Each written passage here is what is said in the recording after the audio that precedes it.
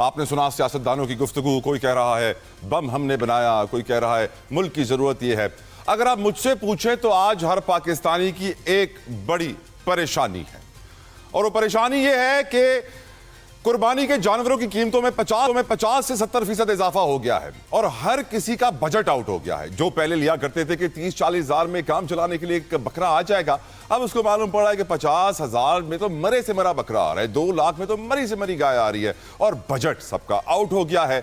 और हम ये भी जानते हैं कि अगले हफ्ते हुकूमत का बजट भी आ रहा है और पूरा सिस्टम इस वक्त बजट की तैयारी में बेहद मसरूफ है, क्योंकि हम जानते हैं सिस्टम बहुत कुछ करता है। सिस्टम ये देख रहा होता है कि जो पहले से मुख्तस रकम रखी हुई थी अकाउंट्स में, क्या वो इस्तेमाल हुई है या नहीं हुई है। नहीं हुई है तो जल्दी से इस्तेमाल कर लो, क्योंकि सिस्टम तो आप जानते हैं वो अपने अंदर बेहतरी लाने में मुकम्मल तौर पे नाकाम नजर आ रहा है।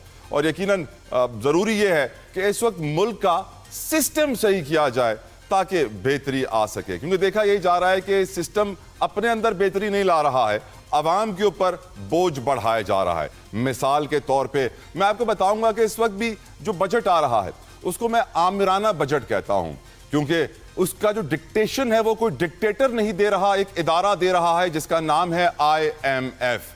और हम ये जानते हैं कि ये वो इदारा है जो हमें कर्ज अदा करता है और फिर इसके डिक्टेशन को हमें फॉलो करना पड़ता है। इसके डिक्टेशन के ऊपर हम बिजली महंगी करते हैं, गैस महंगी करते हैं, अवाम की अशाए खुरोनोशी कीमतें महंगी करते हैं। हम मजबूर हैं, इवन दो कि इसके डिक्टेशन में ये शामिल है कि 208 सरकारी इदारे जो खसारे में है उसे बंद किया जाए, हम नहीं कर सकते।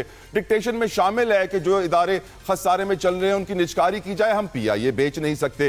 डिक्टेशन में यह शामिल है कि जो इनफॉर्मल इकोनॉमी है उसे खत्म किया जाए, करप्शन का खात्मा किया जाए, अदालती निजाम बेहतर किया जाए, हम नहीं कर सकते। IMF जाके चीफ जस्टिस से मिल लेता है लेकिन वो नहीं कर पाता है। हाँ, एक चीज IMF जरूर डिक्टेट कर पाता है कि किस तरीके से एग्रीकल्चर ज़राअत के ऊपर टैक्स बढ़ाना है, रियल स्टेट पे टैक्स बढ़ाना है, लार्ज स्केल मैन्युफैक्चरिंग और आपकी एक्सपोर्ट इंडस्ट्री पे टैक्स बढ़ाना है। वो एक्सपोर्ट इंडस्ट्री जो आपको फॉरेक्स रिजर्व्स लेकर आ रही है, डॉलर लेकर आ रही है, उस पर भी आप टैक्स बढ़ा देंगे तो यकीनन मुश्किलात होंगे। खैर, टैक्स टैक्स टैक्स बढ़ाया तो जा रहा है, लेकिन याद रखिए कि पिछले साल भी जो टैक्स टारगेट था वो कोई 11 ट्रिलियन रुपए था, 11,000 अरब रुपए के करीब था, और वो 1,000 अरब का उसमें अभी भी शॉर्टफॉल दिखाई दे रहा है। यानी पिछले साल जो टारगेट तय किया था वो पूरा नहीं होने वाला, उसमें शॉर्टफॉल है। अब नए साल का टारगेट आएगा, उसमें ज्यादा बड़ा टारगेट रखा जाएगा, लाजमी सी बात है उसमें भी शॉर्टफॉल थोड़ा बहुत तो होगा ही होगा, 100%। लेकिन बोझ किस पे आएगा?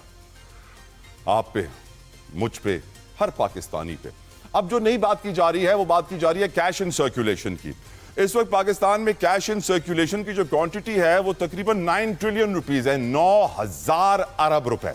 अब IMF की शर्त यह है कि इस कैश इन सर्कुलेशन को कम करना है। जिन लोगों ने काला धन अपने घरों में, बेसमेंट, तिजोरियों में, बैंकों के लॉकर्स में रखा हुआ है, उसको निकालना है। पहले भी ऐसी बातें शब्बर जैदी बहुत करके गए थे कि 5,000 का नोट खत्म कर देंगे तो ये पैसा निकल आएगा, लेकिन वो नोट तो खत्म नहीं हुआ।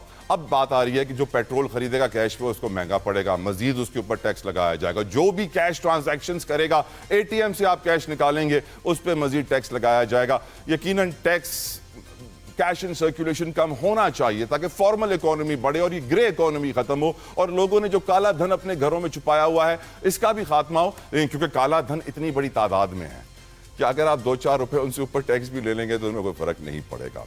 ये बात तो वाज़ेह है। और हम जानते हैं कि हमारी फॉर्मल इकोनॉमी अगर 400 अरब डॉलर से कम है तो हमारी इनफॉर्मल इकोनॉमी 3 गुना तो है, 1200 अरब डॉलर तो है ही है। और उसको बंद करने का कोई नाम नहीं ले सकता, क्योंकि अगर आप 1200 अरब डॉलर के धंधे को बंद करने की बात करेंगे तो आपकी जान लेने के लिए कल वो 100 अरब लगाने को भी तैयार हो जाएंगे। यही वजह है कि आज पाकिस्तान से करप्शन और स्मगलिंग खत्म नहीं हो रही है, और यही वजह है कि आज पाकिस्तान में rich gets richer, poor gets poor. रईस रईस तर होता जाएगा, गरीब गरीब तर होता जाएगा। निज़ाम ज़िंदगी ऐसे ही चलता रहेगा। गरीब अपने कुर्बानी के जानवर के लिए परेशान होगा और रईस 1-1 करोड़ के जानवर भी कुर्बान कर देगा, उसे कोई परेशानी नहीं होगी। तो निज़ाम, हमारे मुल्क का सिस्टम और बजट को हम तफसीलन डिस्कस करेंगे आज के प्रोग्राम में। साथ साथ मैं एक और इशू डिस्कस करना चाहता हूँ जो मुल्क में डिस्कस बहुत किया जा रहा है, वो है कम उम्री की शादी, जिसके ऊपर कानून साजी हुई है। इस्लामी नज़रियाती काउंसिल ने उसके खिलाफ ऐलान किया है कि हम एहतजाज करेंगे। मौलाना फजलुर रहमान साहब उनके साथ हैं। ये भी एक बहुत सेंसिटिव और इम्पॉर्टेंट सब्जेक्ट है जिसके ऊपर आज मैं गुफ्तगू करूँगा अहदीस और कुरान और सुन्ना की रोशनी में, क्योंकि हम शायद बाज़ औक़ात नहीं समझ पाते। वजह है ना जी कि हमारे मुल्क में आज अगर कुरान के 200 तर्जुमे हैं, अहदीस के 200 तर्जुमे हैं, इसकी वजह है वो भी आपके सामने रखेंगे। आज हम गुफ्तगू करेंगे, डिस्कशन का आगाज़ करते हैं विदाउट एनी फर्दर डिले। अपने मेहमान बनवाना चाहूँगा, मेरे साथ बहुत सीनियर पैनल इस वक्त मौजूद है। पीपल्स पार्टी के सेनेटर हैं, सीनियर कानूनदान हैं, किसी तारुफ के मोहताज नहीं है, सेनेटर शहादत आवान साहब, thank you so very much, अस्सलाम वालेकुम आपके कीमती वक्त के लिए। अमजद अली खान नियाजी साहब फ्रॉम पाकिस्तान तहरीक इंसाफ, नियाजी साहब के वक्त के लिए हम बेहद मशकूर हैं, शुक्रगुजार हैं, बहुत शुक्रिया नियाजी साहब।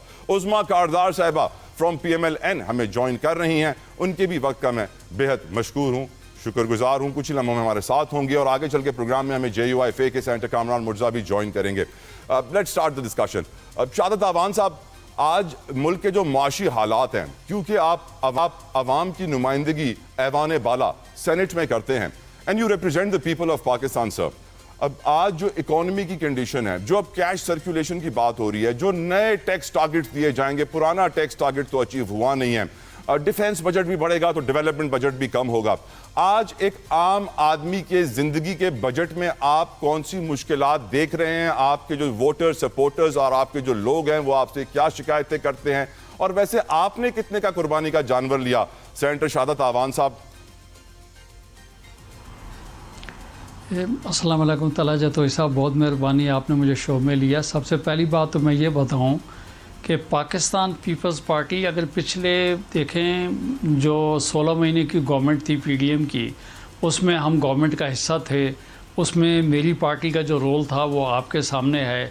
पिछले साल का बजट तो आपको मालूम है कि फरवरी में इलेक्शन हुई है और फ़ौरन बजट आ गया। तो मेरा ख़्याल में इस मौजूदा गवर्नमेंट के लिए आप ये कहें कि ये पहला बजट है। तो सबसे पहली बात तो जो है तला साहब ये है कि हकीकत पसंदाना अगर बात की जाए तो एक साल के अंदर अंदर आप देख लें कि आपके पावर सेक्टर में क्या कमी हुई। आपके मिसाल के तौर पे मैं कहता हूँ आपका फ्यूल जो है वो आपका कम हुआ, बिजली जो है उसको जो आप देख लें बिजली में आपकी कमी जो है हुई। और अगर इन सेक्टर में कोई थोड़ी बहुत कमी होती है तो यकीनी तौर पे मैं समझता उसका महंगाई के ऊपर भी असर होना चाहिए, वो भी कम होना चाहिए। वो एक अलग बात है कि गवर्नमेंट ने आवाम को एक रिलीफ दिया, लेकिन आवाम जो है अपने भाइयों के लिए वो जो फ़ायदा था आगे बढ़ाने से मैं समझता गुरेज़ा है। अब बात ये रहेगी कि मौजूदा जो बजट आ रहा है, मैं ये समझता हूँ इसमें जो फ़िलहाल आप और हम एक अंदाज़े की बात कर रहे हैं, लेकिन फाइनेंस मिनिस्टर साहब जो कुछ कह रहे हैं, जो कि कॉन्फ्रेंसेस हो रही हैं, जो सजेशंस आ रही हैं, उसके लिहाज से तो दो बातें इनके सामने हैं।